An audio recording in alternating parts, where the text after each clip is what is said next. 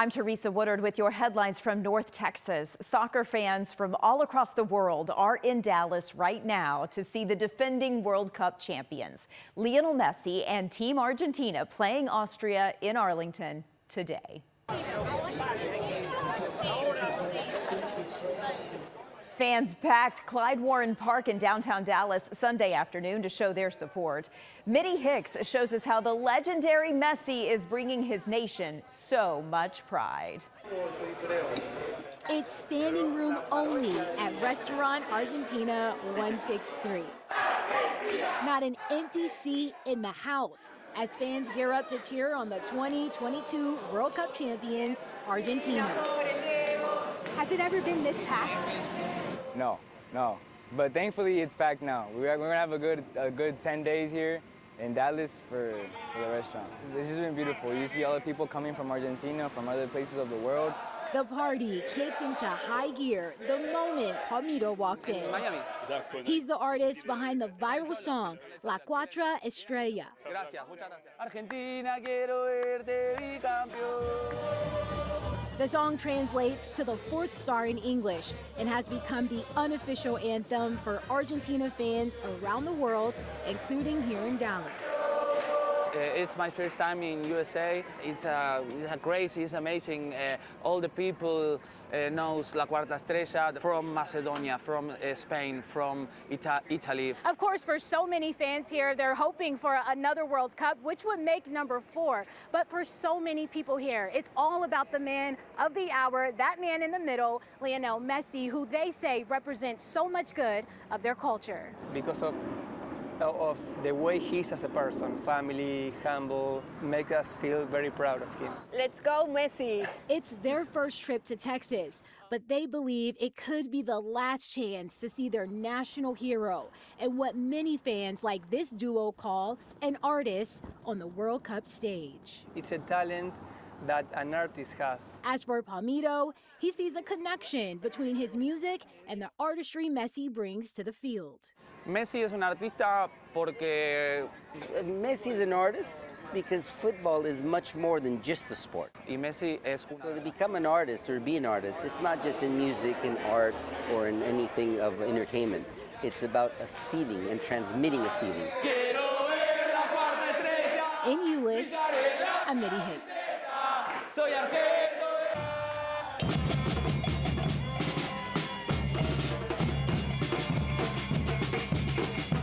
A lot of partying going on out there. Argentinians were also out celebrating their culture in Deep Ellum around a brand new mural honoring their country's soccer culture. The mural is by Dallas artist Joe Skills.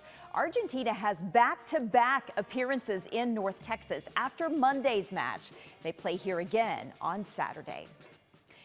We are getting a look at the evidence that jurors saw during the Frisco track meet stabbing trial. The jury found Carmelo Anthony guilty of murder in Austin Metcalf's death and then sentenced him to 35 years in prison.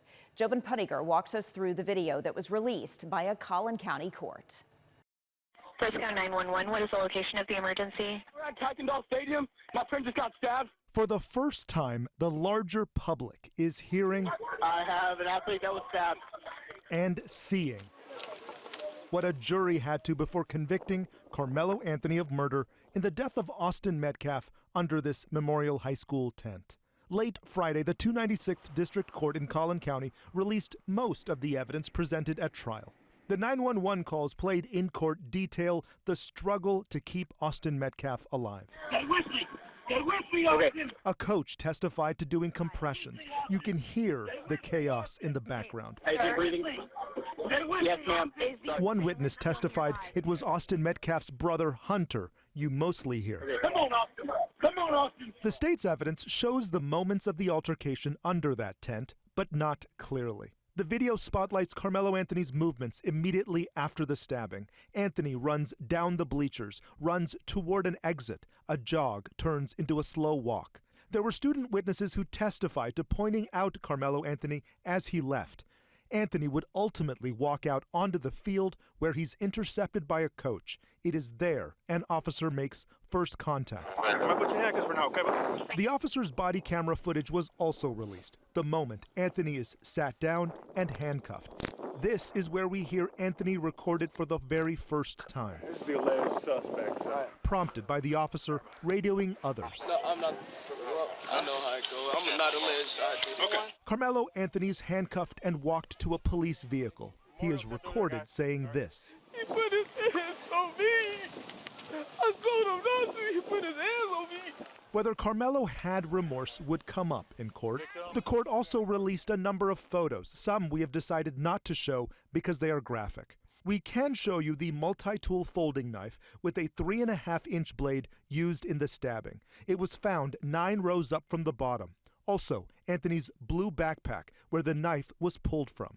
There are also multiple photos of the memorial tent where coaches and first responders did triage on Austin Metcalf. There's a photo of blood on Carmelo Anthony's finger while he's seated in a police car. There are even the moments before the stabbing. Carmelo Anthony walking onto the stands, passing tents. And video of Austin Metcalf walking into the stadium for the very first time with friends. All moments before the stabbing. That would change the lives of 2 families and leave one teenager dead and another convicted of murder. In Dallas, I'm Jobin Paniker. Carmelo Anthony's defense team has filed a notice of appeal. His family has also now hired a new attorney. Frisco residents just elected a new mayor for the first time in nearly 10 years. Former Frisco ISD trustee Mark Hill will take office on July 7th.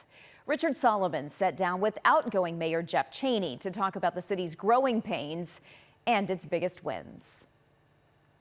Mayor Jeff Cheney has helped guide the city of Frisco to unprecedented growth in his 9 years as mayor, not only making this city attractive to corporations, but also sporting teams and people simply moving here to North Texas.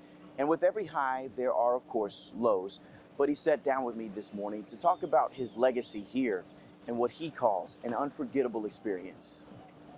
You know, we're known as Sports City USA. I think the next evolution of Frisco is really leaning into arts and culture and entertainment. Mayor Cheney says that's one of the things he wished they could have brought to Frisco during his 9 years, but still, he's helped bring a lot to the city. First elected in 2017, he won all re-elections, and in those 9 years, Frisco has turned into a city known for sports and just living. Of course, with everything, there are challenges. He says they ran into too much growth too fast, sometimes dealing with infrastructure issues. I asked him what are some of the things he's proud of, and he says it's keeping the feel of a small city with so much growth. We've started Grant Park, which will be a 1,000-acre park right in the heart of our city. We opened Kaleidoscope Park. We're already expanding that. And of course, we've got Northwest Community Park opening here in just a short month. So that's been, a highlight of my career. Now, Mayor Cheney's last day in office is July 7th. That is also the day the city will welcome in newly elected Mayor Mark Hill. For now in Frisco, I'm Richard Solomon. Back to you. Those are your headlines from North Texas.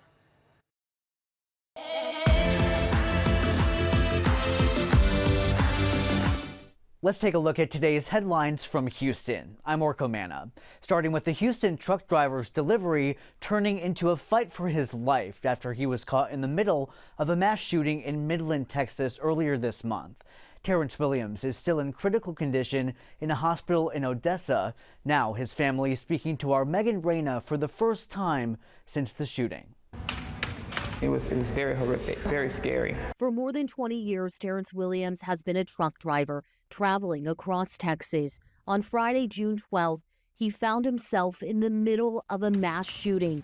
His cousin, Kimberly Coleman, is still processing what's happened. Terrence was just doing his job. Yeah, he was just doing his job. He was going to drop off a load, and his last load, and unbeknownst. Police say 45-year-old Victor Mata Villarreal started opening fire on both officers and bystanders. They say he killed one person and injured 10 others, then killed himself. One of the bullets pierced through Williams' chest. Williams suffered a heart attack and was rushed to the hospital. He's had 3 surgeries since. When he do wake up, he's more or less like eye gestures, hands, because he's not talking, with the tubes and everything. And, he'll tear up and then he'll go back to sleep. But Coleman says police told them if it wasn't for Williams, more people may have died that day. They say his truck, seen in this video, got in the way of the suspected shooter's path. I truly think that God put him there. You know, it's bad, but I think he put him there at the same time to save the other people's lives. Now this family is focused on the long road to recovery. Coleman says Williams is a sole provider for his wife and 5 children and is asking for the community's help raising money through an online fundraiser. God got him. You just got to trust the process and keep the faith. If you'd like to help, we have a link at our website, khou.com. Megan Reyna, KHOU 11 News. Megan, thank you. Now to dramatic video of a jet ski exploding on Lake Conroe last week. Take a look. We're told the blast launched a 17-year-old girl into the air and into the water. Now we're hearing from those who saw it happen. Matt Doherty has the story.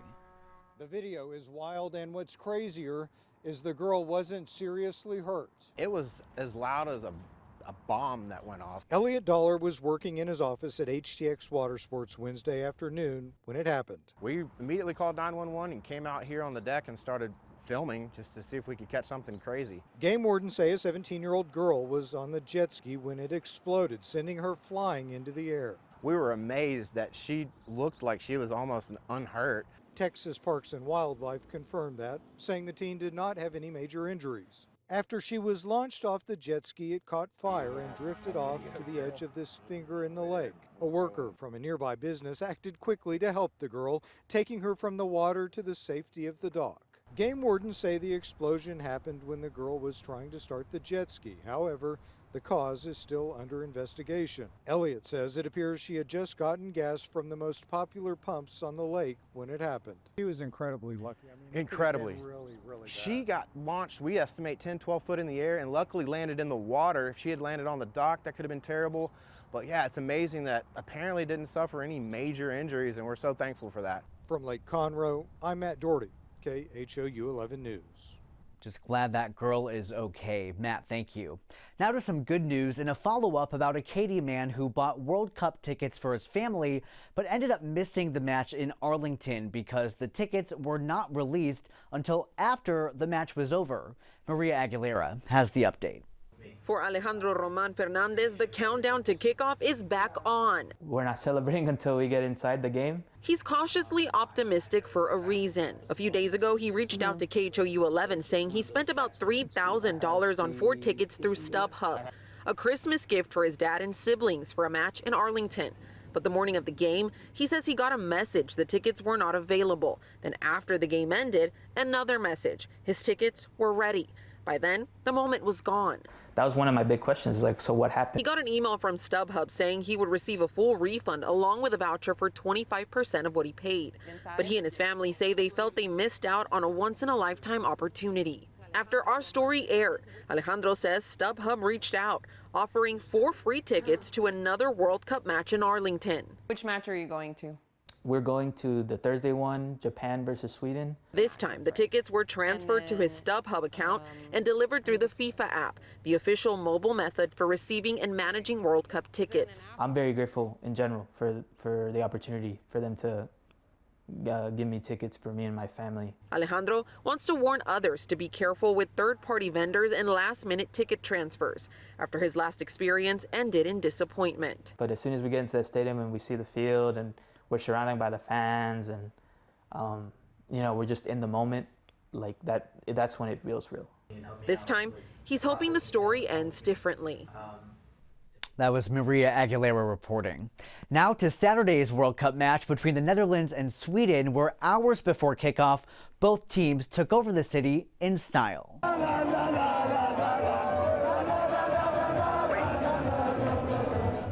Dutch fans flooding Houston streets, thousands decked out in orange, taking part in the traditional fan march to the stadium.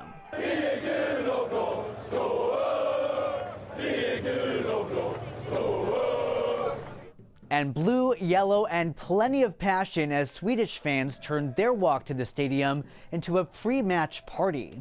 We've seen the action from outside the stadium, but inside, the Netherlands were putting a beat down on Sweden. Luis Ortiz has the details and post-match reaction. Yeah, a very exciting game here at Houston Stadium in front of 68,777 fans. Netherlands getting a much-needed win, 5-1 over Sweden, especially after they earned just 1 point in their opening game with a 2-2 draw against Japan. Now the Dutch add 3 more points and they are in first place of Group F. The Netherlands, they looked really good, very efficient, really capitalizing and finishing on their chances, while Sweden, some tough luck for them. They were also aggressive. They were knocking on the door, but just they could not put it in the back of the net. So what this game could have been maybe 2-1, 2-2 at halftime, it ended up in a rout of 5-1. And so now both of these teams on different paths. The Netherlands looking to win the group, while Sweden has a tough match against Japan in their final match of the group stage. Yeah, it's very important because you know that you have to win to gain confidence. I think it was a very good win today, and we have to continue like this, and we have to look what we can do better, what we can improve, but first of all, enjoy the win. There's no other way other than just get back on the horse and analyzing what we have to do better, analyzing Japan, and just preparing to do a good performance and hopefully win. That's all we got to do. Okay, so the Netherlands now making some history. They become the first team ever to score 100 World Cup goals, but to have never actually won the tournament. Reporting from Houston Stadium, Luis Ortiz, KHOU 11 News. A decisive victory for the Dutch. Luis, thank you. Well, that's a wrap of your Houston headlines. I'm Orko Manna.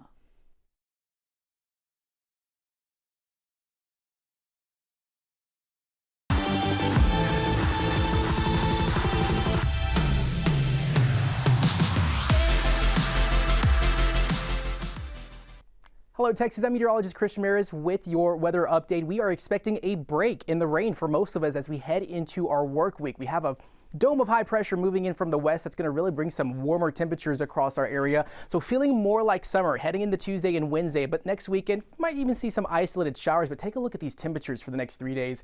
106 in El Paso, 107 on Tuesday, 106 on Wednesday. And so folks that are along the coast might be a little bit cooler, but the humidity is also going to be a factor. So if you're traveling across the state, we're not expecting any weather hazards that's really going to prevent any travel plans. We will see some showers and maybe some isolated storms out towards North Texas for the Dallas-Fort Worth area, but I think that's going to be mostly north of Fort Worth and Dallas. So the setup is this. We have a high pressure system moving in from the west. It's going to really just keep all that rain out of the picture and just really bring some hotter conditions across much of the state. And we are also looking at those conditions to remain mostly hot in terms of our feels like temps. So if you are along the coast, maybe from Houston to Corpus Christi, we're still going to see that surge of humidity be a factor on those feels like temps. So future temperatures across the state, a little bit cooler for areas, especially across Oklahoma. There is a frontal boundary that's just really not going to make it this far south. So you're able to see those temperature differences as we head into Monday afternoon. But 105 for Midland, 100 for Del Rio. San Antonio 94 out in the Houston area, and then temps are going to get a bit warmer heading into Wednesday, and so that's we're going to see more of those triple-digit tips for portions of West Texas, but 97 likely for Houston, and even Dallas looking at around 96, 97 degrees, and so the rest of the week mostly hot, pretty humid for central and the west portions of southeast Texas. But as far as your potential rain totals, just really not expecting much here for the next few days. Might even see some isolated showers and some storms, but I think for the most part this high pressure system is just going to really keep that rain out of the picture. The latest drought report is showing great conditions, especially for portions of west central Texas all the way towards the Dallas-Fort Worth area. So we are seeing some improvements from all the recent rain that we've received, and we're also looking at great conditions in terms of no drought for portions of the Houston area. But the fire risk as we go into the next 2 days, not really much, very low fire risk. We're not expecting any dry conditions, but that temperature outlook warmer than normal as we ring in the month of July. So we are expecting those conditions to remain mostly just a bit above average. So as far as your forecast, as we head into the next 2 to 3 days, we are expecting triple-digit temps for West Texas. 106, 107 degrees, even Midland, 103, 100 for Tuesday. Wednesday, 99 degrees for North Texas. We're going to be in the mid to upper 90s.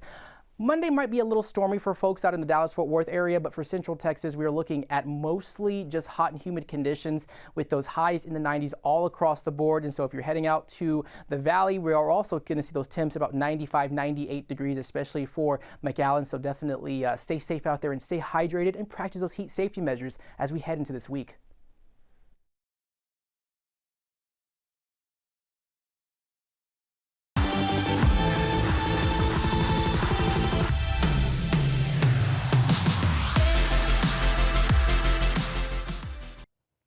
I'm Brianna Perez in Austin. It's been more than 2 years since a shooting at a Juneteenth celebration in Round Rock claimed the lives of 2 women.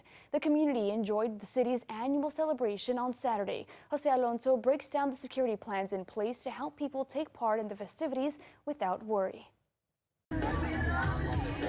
For almost 2 decades, the city of Round Rock continues to celebrate Juneteenth as its annual festival expects about 25,000 people in attendance. It's so good to remember the past for everybody who suffered and went in the past to the future. For us to realize that we all have to stick together. We're all together, no matter what. It's dancing, celebrating, doing line dancing, even area. It's just a great community overall. Juneteenth is a beautiful holiday to celebrate. While families enjoy festivities,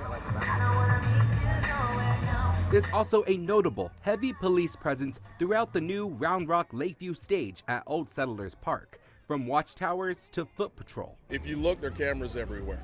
You'll see them on the pavilion, you'll see them on the stage. We've got a lot going on. 2 years ago in 2024, the vibe was different, as a late-night shooting at the annual festival killed 2 women and injured 14 others. Some of the victims included children. Police arrested 7 people in connection to this crime, 5 of whom still remain in jail. The man facing 2 murder charges, Keyshawn Dixon, has a jury trial set to begin on September 21st. It was a sad moment. Hopefully that doesn't happen anymore. This is about a celebration. This is about us being together and celebrating without having that kind of incident. So we want to be positive at all times. The city of Round Rock says to curb potential future violent acts, departments hold meetings ahead of large public events like this one to ensure law enforcement is where it needs to be. Community and awareness play a huge role in this, so everybody's in it together. You can see our Citizens on Patrol.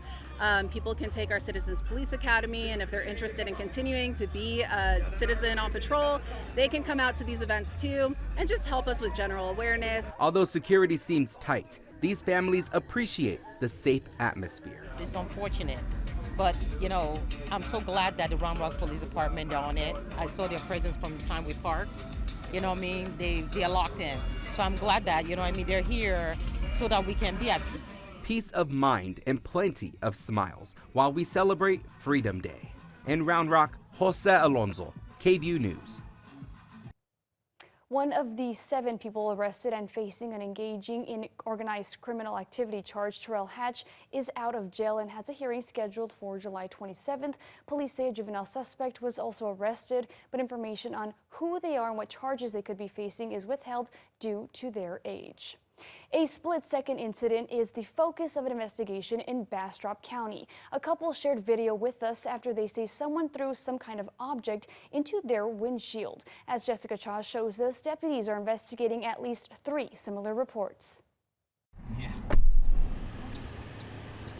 What started as a routine drive 21 is just right up here. on a familiar road We were actually on our way home.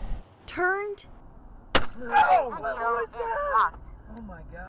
into a frighteningly close call for Christian and Matthew Brothers. Glass went everywhere, went on my husband, went on I. On Tuesday, Christian Brothers says they were driving east on Highway 21 in Bastrop when an object was thrown, hitting their windshield. Then we saw that it looked like a gravel rock or something to that nature.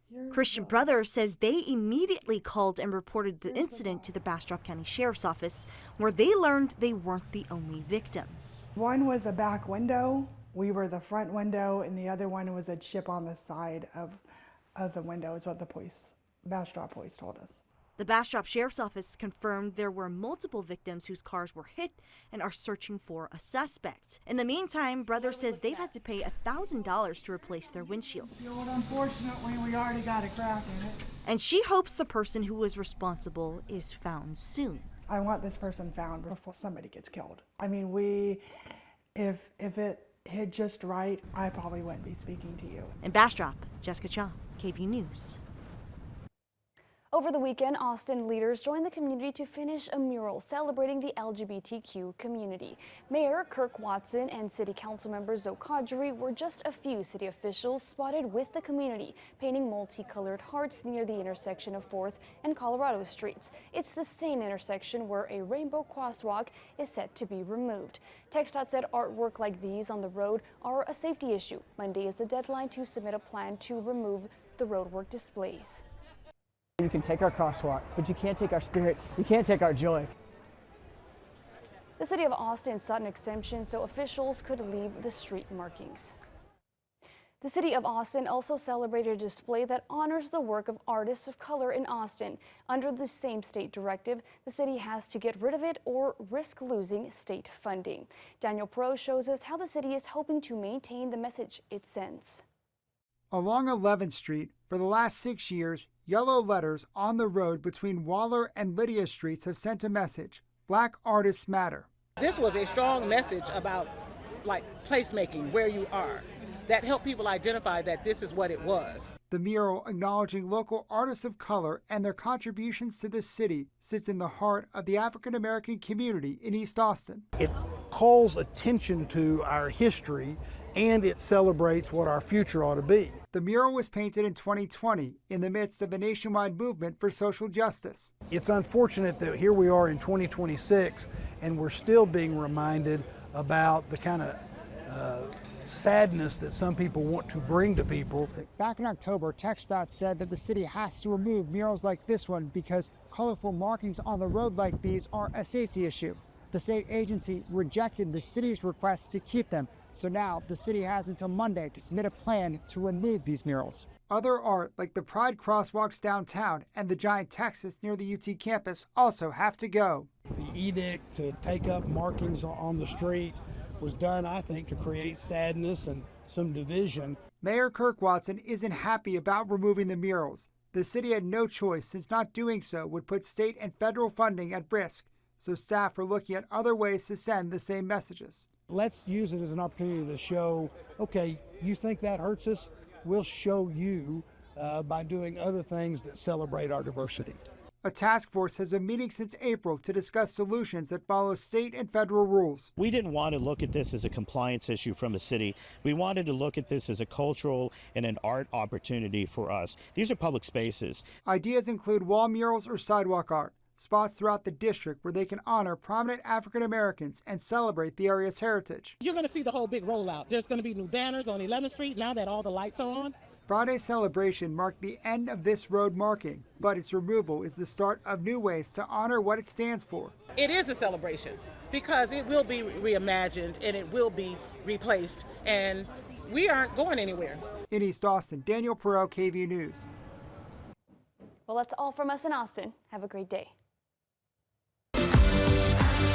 Here are your headlines from Southeast Texas. I'm Ebony Coleman. Southeast Texas is drying out after a storm flooded streets, yards, and even some homes. Nearly 10 inches fell in parts of Mid-County. Let's take a look at some of the damage. This video was taken by our 12 News crews in Bridge City. You can see flooding near homes. Even streets were blocked off due to high water.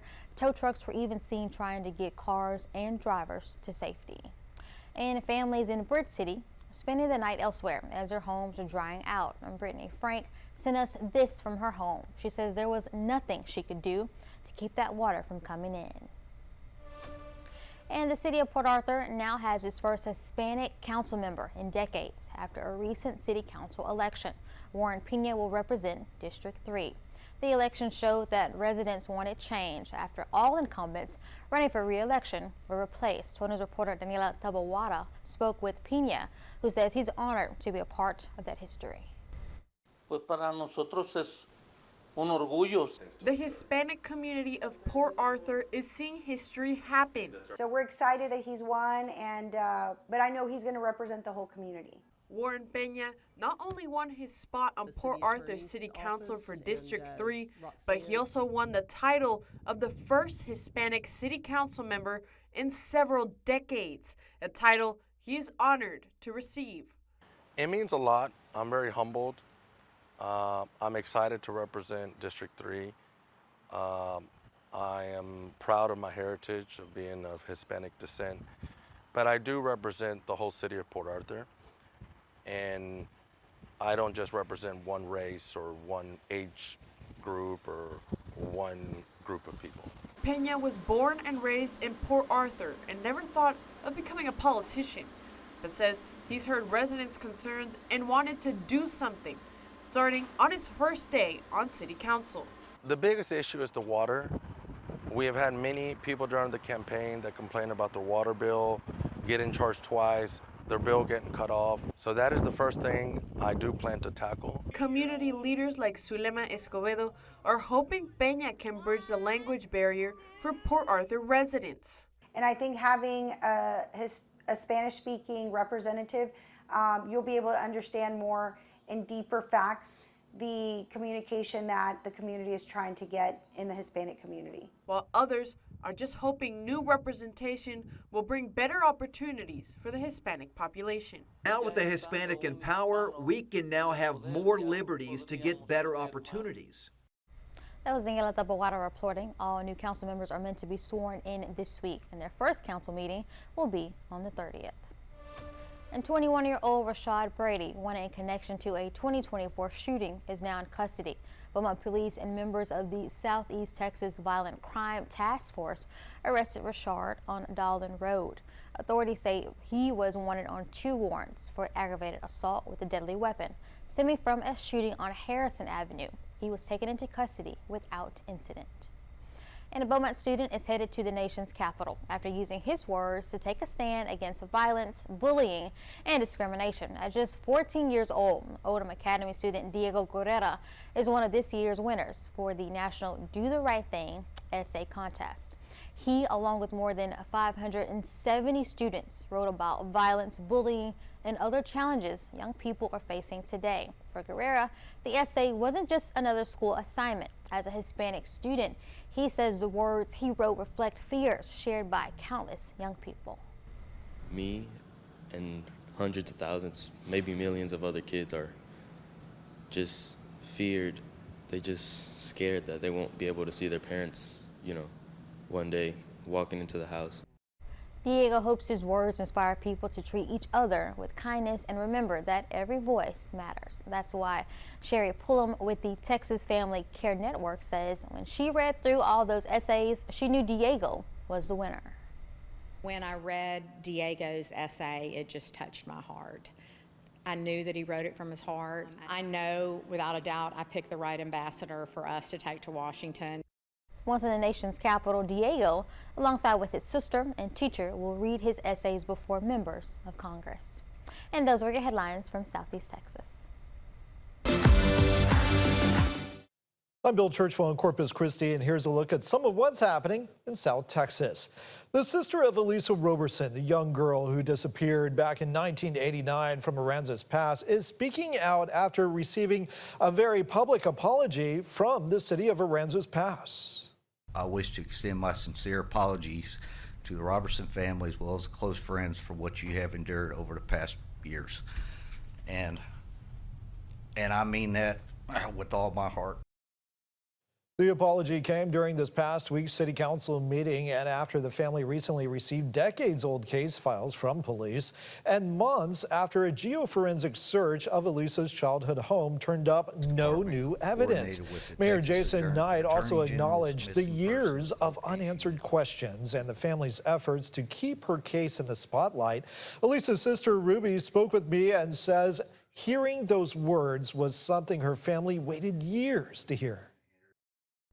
It was so surreal to me. I want to say in a state of shock that we finally made it to that point, but also very, very excited, very happy, a lot of emotions mixed into one. We were just so happy to finally hear those words. Was it still? She says her family spent years pushing for accountability after claims, she says, wrongfully targeted members of their own families. She says their work is not finished yet. After reviewing the recently released case files, Ruby says there are still things missing, including follow-up information and personal property. And the family is now discussing possible next steps with their attorney.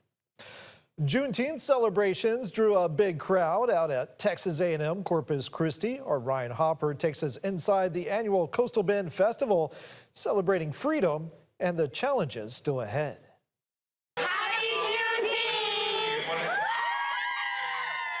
Saturday's Coastal Bend Juneteenth Festival was a vibrant display of culture,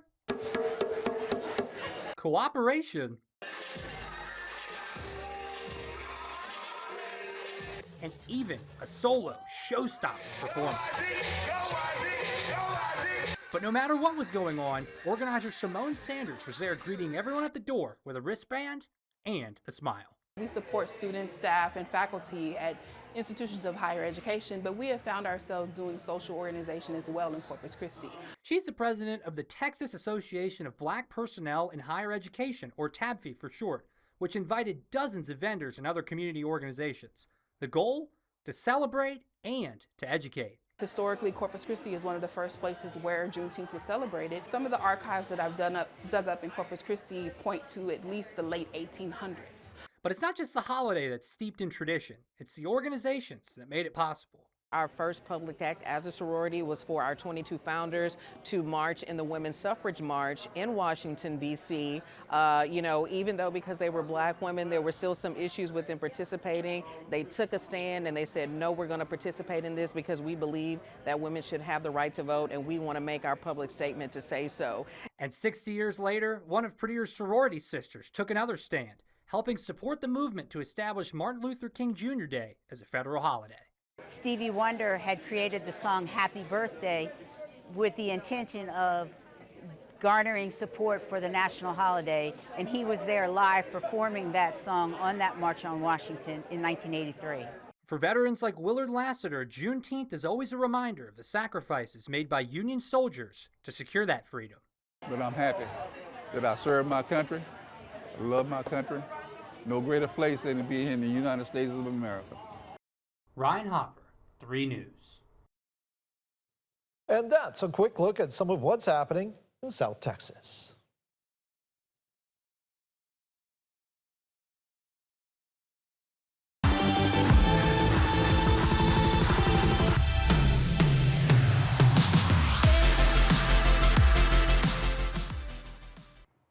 I'm Vanessa Croy, and here's your news in San Antonio. What started as a road rage incident on the northeast side ends with a man stabbed after police say he pulled over to confront another driver. Police say it happened just after 11 Saturday night off Parambital Road. Investigators say the victim pulled over to confront that driver after some kind of road rage incident. Well, during that confrontation, police say the suspect stabbed the man in the stomach and then took off. The victim was rushed to the hospital and is expected to survive. Detectives, though, tell us they are still trying to track down that suspect. An 18-year-old man is now behind bars weeks after gunfire erupted at a Northwest Side graduation party that left an innocent bystander fighting for his life. According to an arrest warrant, Alfred Marlowe Sims got into a fistfight at the graduation party in late May off Quinton Drive. Investigators say Sims was angry that he lost the fight and then grabbed a gun from a friend and started shooting. Police say the bullets hit a 17-year-old who was standing near the front door and had nothing to do with the fight. The teen suffered life-threatening injuries when a bullet pierced his lung. Sims is now being charged with aggravated assault causing serious bodily injury. An unexpected twist in a murder investigation. Police say the man accused of killing his friend walked up to officers the very next day and confessed. According to an arrest warrant, the day after the murder, 36-year-old Julio Castro told officers he had, quote, done something while using drugs and wanted to turn himself in. Well, investigators say that something was the shooting death of his friend, identified as David Rodriguez Cabrera. The violence unfolded Friday afternoon off the 900 block of South San Agustin.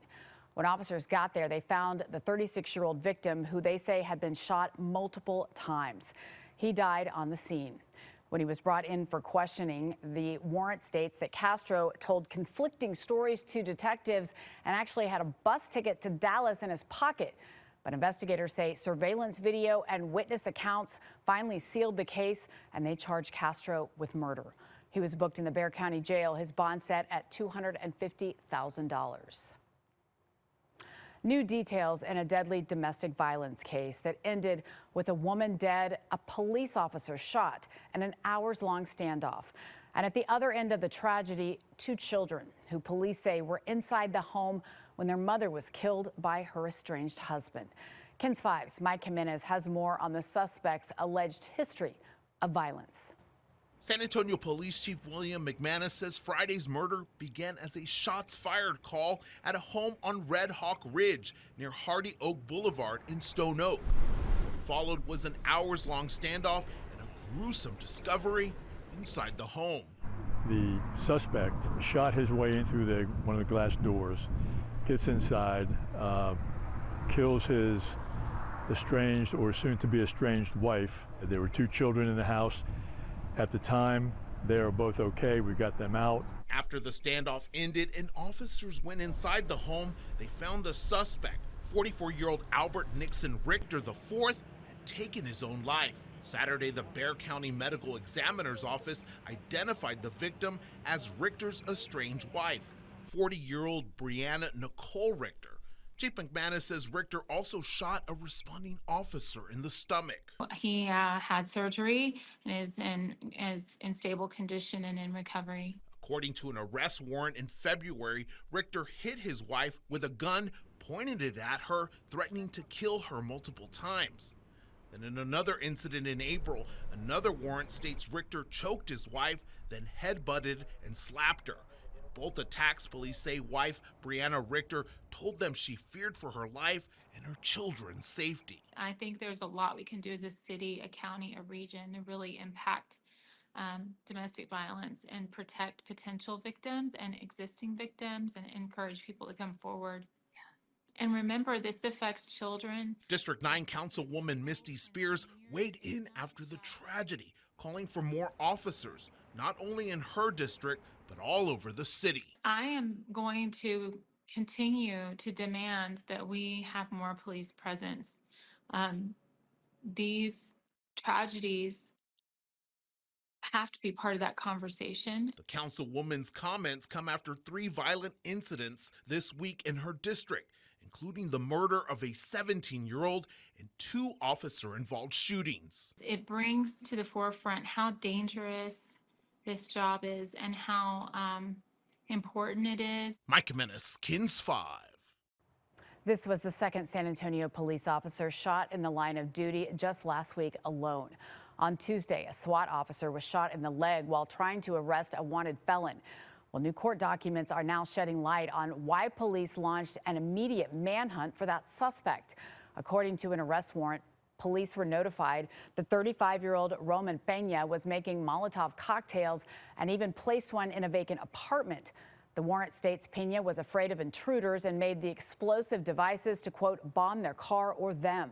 Peña is also accused of having a stash of guns and rifles and threatened to shoot anyone looking suspicious. Investigators say when officers tried to arrest Peña on Tuesday off the 12,000 block of Jones-Maltzberger, he shot SWAT officer Adele McCrane in the leg. 4 officers then fired back, hitting Peña. Both officers in those 2 separate incidents are expected to recover from their injuries. And that's your news here in San Antonio.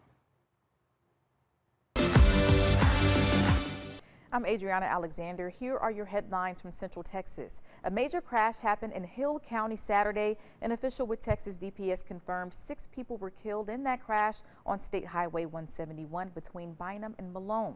DPS says the crash happened just after 4:30 Saturday afternoon when a northbound passenger car attempted to pass another vehicle and collided head-on with an oncoming van.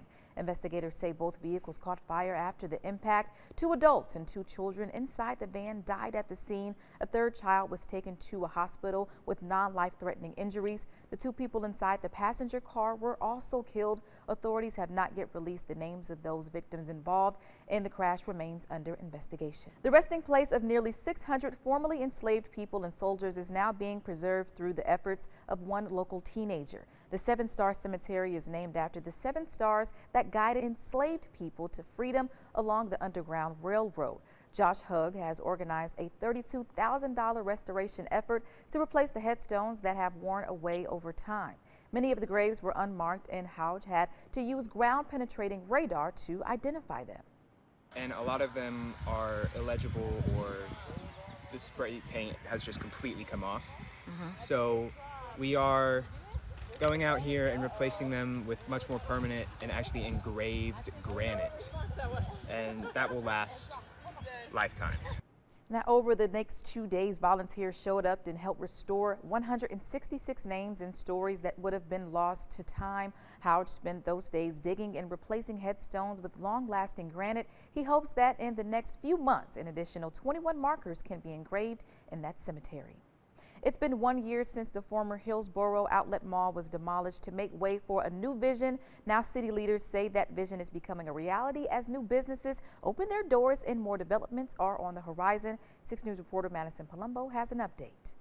Yes, Adriana, the Hillsborough outlets were demolished last summer, but now there's a $75 million redevelopment project called The Point at Hillsborough, taking over the outlets. That project will include many new restaurants and businesses for the Hillsborough community to enjoy, including a Panda Express that's currently being built right behind me. For years, the outlet mall was one of Hillsborough's most recognizable landmarks, but as vacancies grew and businesses slowed, many residents felt it no longer reflected the community's potential. Now, city leaders say that's changing, bringing new restaurants, retailers, and investments to the city. Well, we're excited that we're underway with phases 1 and 1A of what will ultimately be a 3-phase redevelopment of the former Hillsborough Outlet Mall, now known as The Point at Hillsborough. Several major businesses have been announced, including Chick-fil-A, Chili's, Panda Express, Waffle House, and Boot Barn. Henderson says more companies are considering the development as early businesses begin to see success. Some of these restaurants, particularly Chick-fil-A and Panda Express, were at the top of residents' list when they were talking about businesses that they'd like to see in Hillsborough. Not every storefront came down at the mall. Businesses like Bath & Body Works, Vine Nails, and the Hillsborough Arts League remained and continued to serve the community. Leaders say the redevelopment is already generating excitement and helping reshape the city's image. This has created a stronger first impression for the visitors traveling through Hillsborough. When people see the outlet mall, they identify that with Hillsborough. And so for the longest time, when it was sort of dormant and not performing well, people associated that with the city of Hillsborough. It didn't reflect well on our community. Today, construction continues across the site with additional retailers and restaurants in talks to join the growing development. For 6 News, I'm Madison Palumbo. Now, the full project could take years to complete, but city leaders say residents are already seeing the benefits. And while officials aren't naming names just yet, they say more business announcements are expected in the near future. And those are your headlines from Central Texas. Hello, I'm Nayeli Carrillo, and here's what's making headlines across East Texas. A family is honoring the memory of a father whose compassion didn't end with his death. Just months after Joel Mack was killed by an intoxicated wrong-way driver, his final act of generosity is giving others a second chance at life. CBS 19's Renee Estrada shares how his children are keeping his legacy alive. To his patients, Joel Mack was a compassionate nurse practitioner. To his coworkers, he was the one who can make anyone laugh. But to his children, he was their safe place, their biggest cheerleader, and the person they can always count on. He was the first person I called for any sort of anything big happening in my life. He was the first one that I'd call. A few months ago, the 57-year-old was driving home from an overnight shift when investigators say an intoxicated wrong-way driver crashed into his vehicle on Highway 259 near Diana. Joel Mack did not survive, but because he chose to be an organ donor, his story did not end there. I think that potentially one day down the road, those recipients would probably love the opportunity to say thank you to Joel's family. A family that, while still grieving, is grateful for the memories they share. And as Father's Day arrives, his children say the grief is still fresh. And it's so soon after the accident. So I just think I'm going to try and use that day to spend time doing things that he loved. As his memory lives on, his children say that humor and kindness weren't just a part of his job, they were who he was. And he was talking to you, you were the center of attention, you were the subject. He never made it about himself, and you felt like you were important in the conversation. Now, even in their heartbreak, they hope others remember not only how Joel died, but how he lived, and how through the gift of organ donation, he continues to save lives every single day. I would love to hold his hand again or hug him one more time. And that's really hard to think that that's taken away from you so quickly. Said goodbye to him way too early. I cherish the time that I had with him. In Texarkana, Renee Estrada, CBS 19. Hundreds gathered in Longview Saturday to celebrate Juneteenth and honor the history, culture, and contributions of the African American community. The celebration featured a parade, vendors, live entertainment, and a Black Expo highlighting local businesses and organizations. City leaders say the event has grown in recent years, adding more participation and educational elements focused on Juneteenth history. The city of Longview is helping to celebrate Juneteenth throughout our community, and where we bring people together to reflect on the intent of the celebration for this weekend and for this day. Officials also said Juneteenth events will continue throughout the month across Longview, giving residents more opportunities to take part in the celebration. Colorful performances, community resources, and a message of acceptance filled the W.T. Brookshires Conference Center Saturday afternoon. The reason we put this event on is so that way we can provide the East Texas community with a sense of togetherness, to give people that space to be sure that they can come together as a community in a loving space, a loving, accepting space. Hundreds gathered for this year's Rose City Pride celebration in Tyler. The event, hosted by Tyler Area Gays or TAG Plus, featured more than 130 vendors, food trucks, live entertainment, and dozens of community resource organizations. Attendees were also able to connect with mental health services, health resources, and other local support groups throughout the day. That's a wrap of your East Texas headlines. I'm Nayeli Carrillo.